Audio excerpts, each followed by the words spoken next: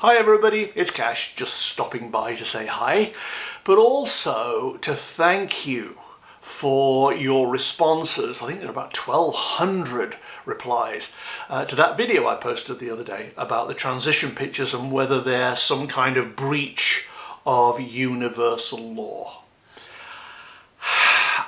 I think if there were 1,200, then I think there were maybe 4 against and 1,196 in favour of doing the transition pictures. And I didn't just read the replies, which is why it's taken me so long to get back to you. I didn't just read them, I really studied and digested what you had to say because I thought it was incredibly valuable. And I knew that a lot of the people who watch these channels are incredibly switched on, and I said that, but it always amazes me how much you know, the kind of experience you have, the people you know that have had experiences, and therefore I really trust what you have to say.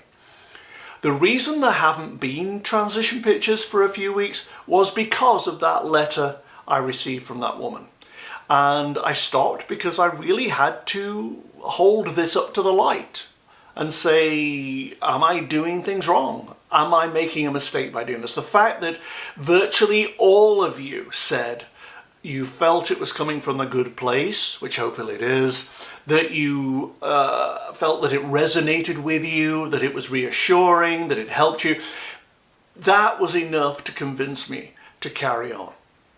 Don't forget, the idea of the transition pictures was not simply to do every person who's ever died. I know we're curious, but it's not voyeuristic in that way.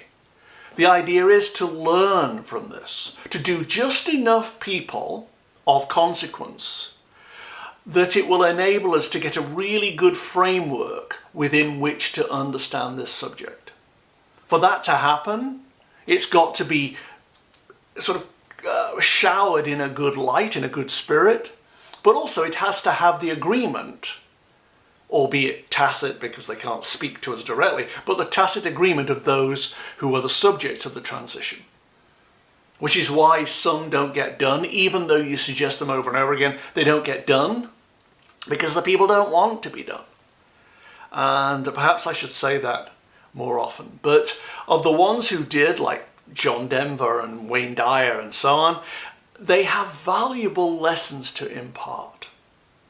I've just done one yesterday for a Palestinian suicide bomber, which you wouldn't think would be the most likely subject, but I thought this is fascinating. Somebody suggested it. Why don't you do a suicide bomber or one of the people who got hurt in Afghanistan?